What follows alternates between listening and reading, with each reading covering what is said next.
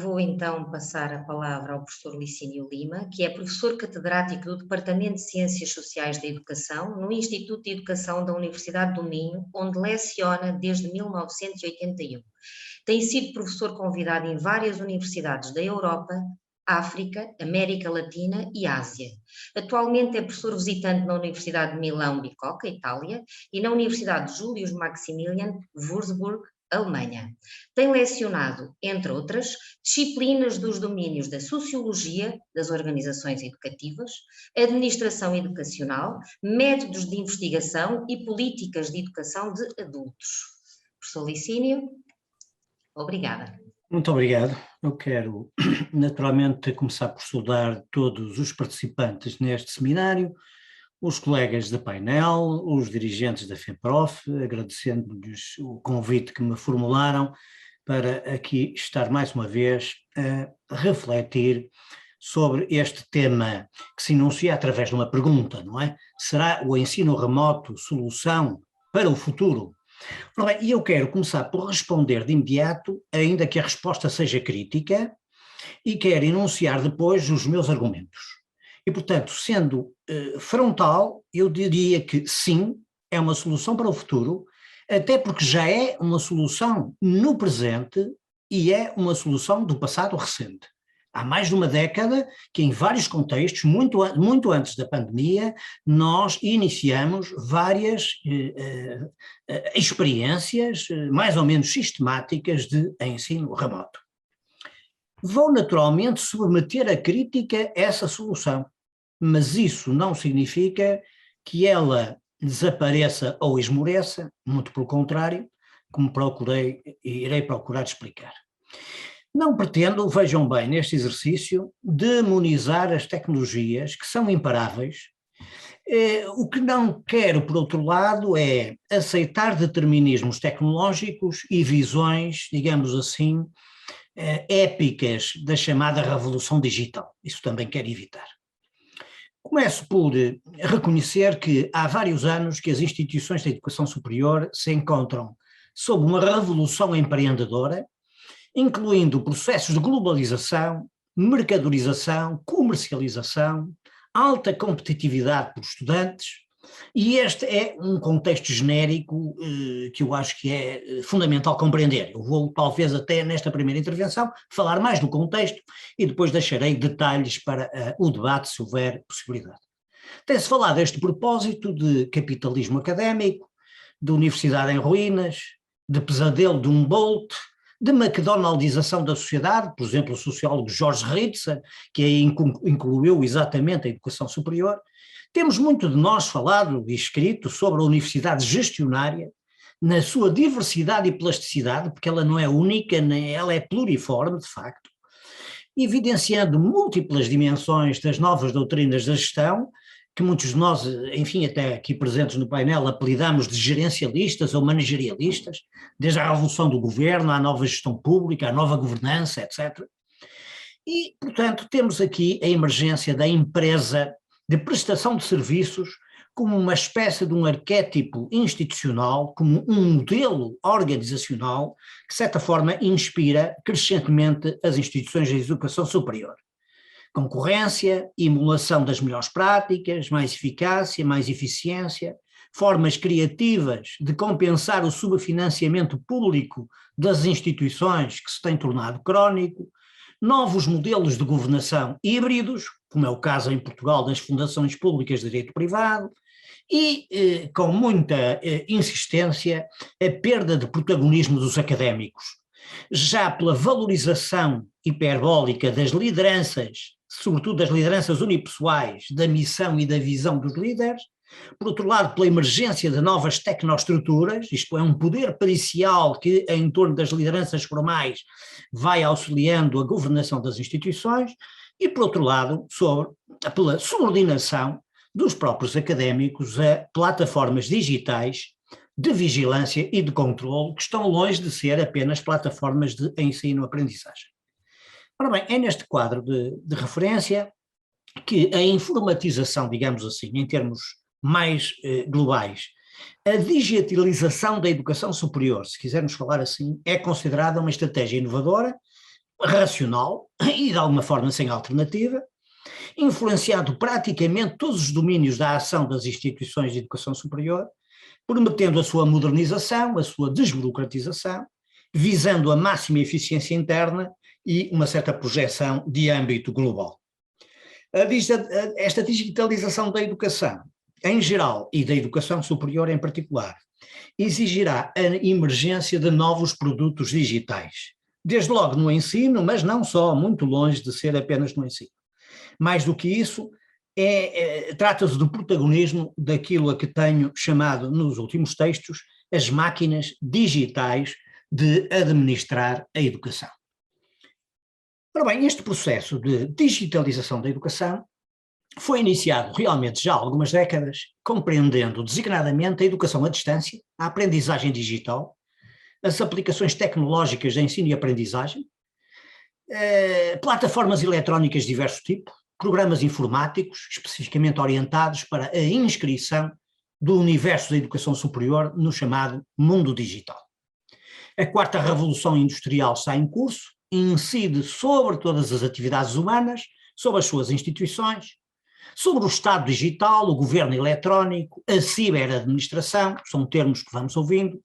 garantindo pretensamente a modernização e a desmaterialização dos fenómenos sociais, sobretudo administrativos, organizacionais, prometendo então a sua desburocratização, uma maior abertura democrática das organizações aos cidadãos, transparência, alta eficiência, qualidade, mais fácil acesso, descentralização, participação dos administrados. Estamos aqui perante os usos da inteligência artificial e da robótica, do 5G, da computação em nuvem, da internet das coisas, de entre outras maravilhas tecnológicas que mudarão e estão a mudar já, realmente, as instituições e as relações sociais, as organizações, os modos de as governar, o exercício do poder e certamente também as organizações educativas. Manuais, relatórios dos professores, provas, processos de avaliação, materiais didáticos individualizados, cursos, disciplinas tecnologicamente mediados, gestão financeira de pessoas, carreiras, promoções, formação contínua, são exemplos visíveis e que, em alguns casos, enfim, se sucederão no futuro próximo, muito para além da nossa capacidade de imaginar o que é que virá aí. Trata-se, portanto, de uma mudança que afeta tudo e todos. E, nesse sentido, o digital tende a beneficiar das representações positivas e promissoras que a maior parte das atuais instituições do novo capitalismo sobre ele produzem. Não ignorando que se trata de uma indústria, e de uma indústria capaz de produzir bens e serviços com alto valor acrescentado, de transformar organizações, processos produtivos, de se constituir como um mercado em ascensão, com impacto, de certa forma, em todos os outros mercados. Não é? Em suma, trata-se daquilo que é o núcleo da chamada economia do conhecimento. Os benefícios reclamados são e serão no futuro muitos mais, considerados em alguns casos formidáveis, especialmente no que a inteligência artificial concerne, bem como a robótica enquanto uma das suas expressões avançadas. O nosso, enfim, com autor português António Damasio, refere-se no seu último livro, até então bastante benevolente, aos aparelhos que tornam a nossa vida tão eficiente e confortável. Esquecendo-se, porém, de referir os problemas quanto ao acesso socialmente estratificado a tais artefatos tecnológicos e à sua fruição, tal como os possíveis usos de feição distópica deste poder digital. Afinal, na sua expressão, os robôs frios e previsíveis são máquinas sem sentimentos nem afetos, capazes de ações exatas e superracionais, uma opção como o mesmo Damasio reconhece, que é dos pioneiros da inteligência artificial, e que engendrará diversos problemas, problemas que aliás são clássicos, já da sociologia do início do século, foram colocados, sem ser especificamente pelo digital, pelo sociólogo alemão Max Weber, no início do século XX, acerca do império da racionalidade técnica, da racionalidade formal, instrumental, etc. Ora, na educação não se tratará apenas do recurso às há muitos anos anunciadas máquinas de ensinar, mas sobretudo, em meu entender, às máquinas de aprender, e nomeadamente de aprender a administrar os sistemas e as organizações de educação e formação, processo que em variadas dimensões ocorre já hoje e de uma forma crescente. E isso apesar de atualmente as máquinas de ensinar e de administrar a educação serem, por um lado, poderosas e por outro lado ainda relativamente limitadas quando comparadas com o que é anunciado para o futuro próximo através das chamadas máquinas ultra inteligentes e especialmente da ultratecnologia. Esta, segundo o sociólogo português Hermínio Martins, falecido há poucos anos, capaz de induzir, estou a citar, uma viragem da tecnologia para um estádio ou nível de desenvolvimento em que a produção tecnológica de conhecimento superará as nossas capacidades cognitivas. Enfim, isto dá-nos uma ideia do que poderá acontecer brevemente. A administração digital de instituições de educação superior encontra-se, portanto, em acelerado processo de implantação, através do recurso a plataformas que, mais do que simples instrumentos ou ferramentas, que é o que lhe costumamos chamar, erradamente do meu ponto de vista, emergem como verdadeiras máquinas de administrar, de aprender e de ensinar, dotadas de capacidade de decisão automatizada em várias áreas, de regimes de regras, de capacidade de exercer uma vigilância ativa, de monitorizar as ações, de emitir avisos, advertências, de produzir cálculos e de realizar avaliações, de apresentar estatísticas e de as representar graficamente de modo variável, ou seja, numa palavra, de representar o mundo social. O programa organizacional passa, em boa parte, a ser o programa informacional, servido por uma tecnologia algorítmica, generalizando um hábitos burocrático, instituindo uma autoridade racional, uma soberania da plataforma, alguns autores já falam nestes termos, de tipo formal, que pode facilmente entrar em conflito com a autoridade pedagógica. Novos processos de controle centralizado têm também sido destacados na investigação, obstaculizando o exercício da autonomia em educação, designadamente a autonomia dos profissionais. A reconfiguração digital da administração educacional, estudada por GP Inglaterra, permitiu confrontar os discursos sobre abertura, democratização, transparência, descentralização, com, pelo contrário, práticas de controle burocrático, designadamente através de formas de controle gestionário sobre o currículo, o processo de trabalho pedagógico, a prestação de contas sobre as práticas educativas, etc. Os sistemas integrados de administração,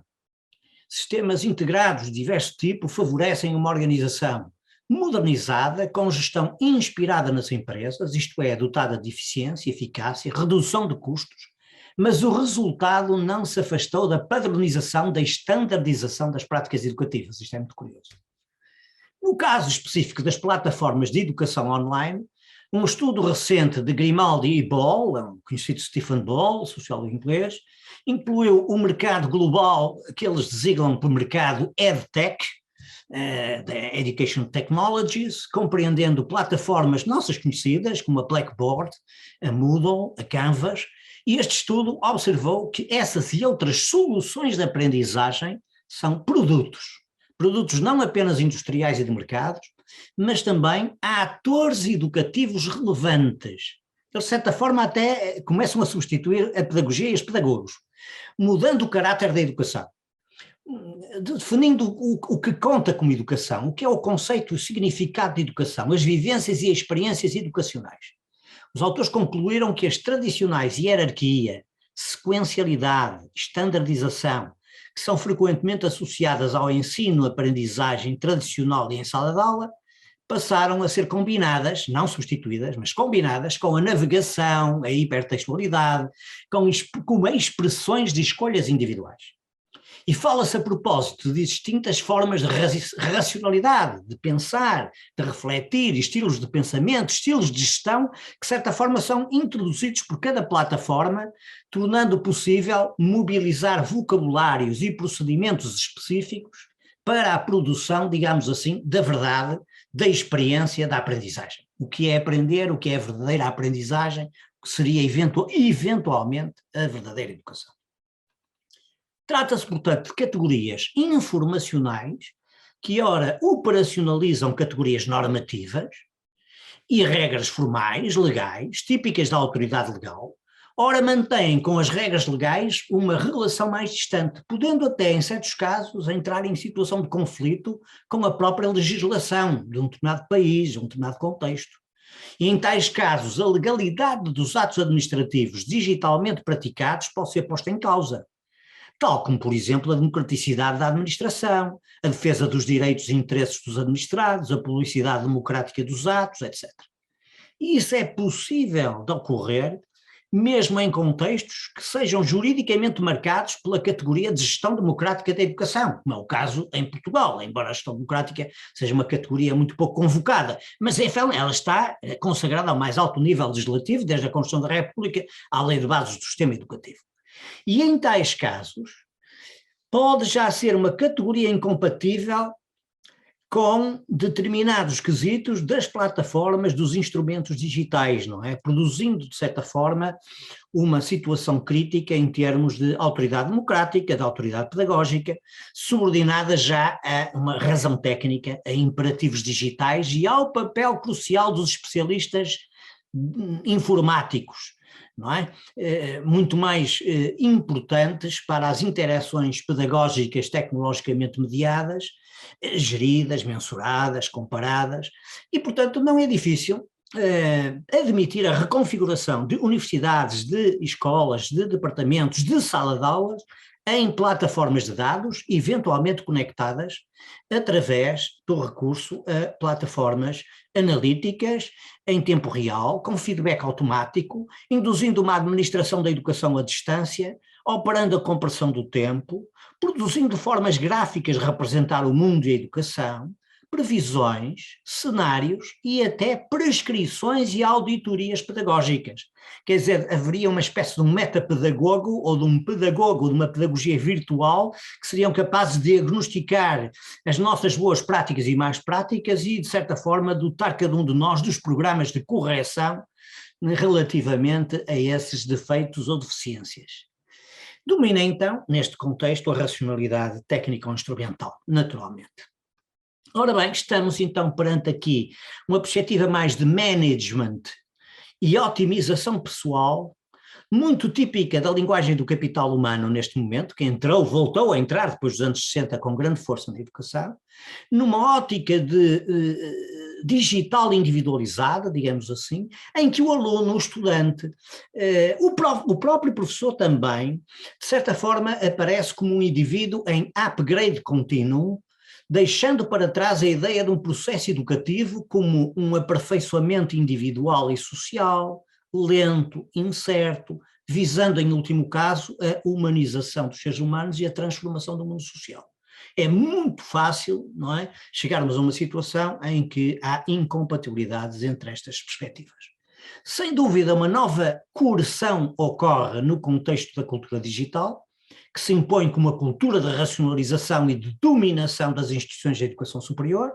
de novo amplamente subjugadas ao cumprimento de rotinas, apesar de agora serem rotinas eletrónicas, mas não deixam de ser rotinas.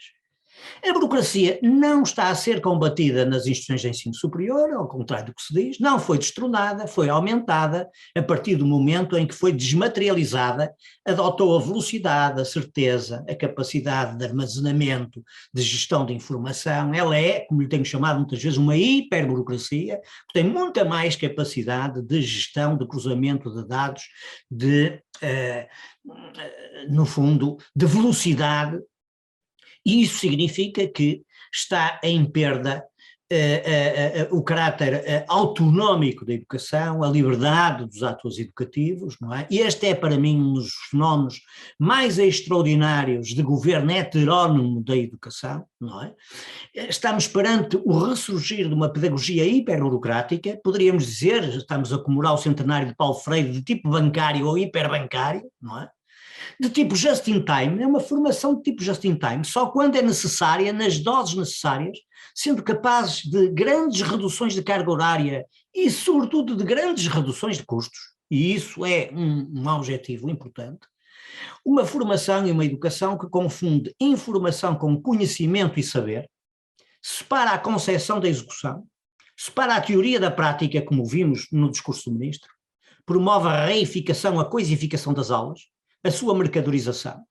kits de formação mais ou menos universais, sistemas de franchising ou franquia fora do ambiente de convívio e socialização, desprezando o facto de não existir educação superior e vida académica online.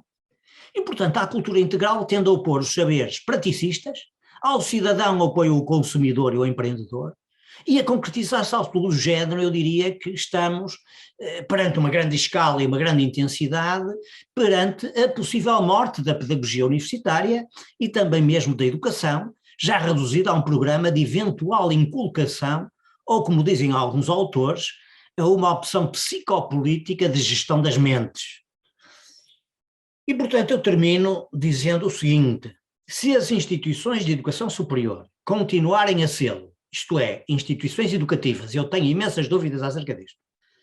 mas se continuarem a sê-lo, o que significa não abrir mão da educação para substituir a educação pela aprendizagem individual e instrumental, pelas qualificações e pelas competências orientadas para uma adaptação funcional e bem comportada aos imperativos do novo capitalismo. Instituições que seriam desta feita vergadas a interesses diversos, haverá provavelmente mais do que uma réstia de esperança para nós e para esta educação.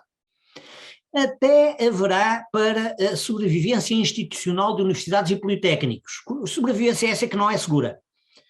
Mas isso, em meu entender, exigirá muita clarividência, sentido crítico, muito trabalho por parte dos educadores e professores intelectuais que ainda restarem nas instituições, e eu também não estou seguro que eles continuem a habitar estas instituições. De qualquer caso, em qualquer caso, a aceitação e naturalização de opções ideológicas em torno do empreendedorismo, agora tão falado também pelo ministro e por outros atores, tal como a eventual aceitação de aulas teóricas em menor número, eventualmente até pré-gravadas, como já se falou, enquanto produtos prontos a consumir por utentes ou clientes dóceis e passivos, entre outras opções, seriam naturalmente um sinal preocupante. Simplesmente porque, no limite, pode até haver ensino e aprendizagem de tipo remoto, mas uma educação como socialização, convivencialidade, processo de humanização dos seres humanos de tipo remoto, é que me parece uma contradição absolutamente insanável. Muito obrigado.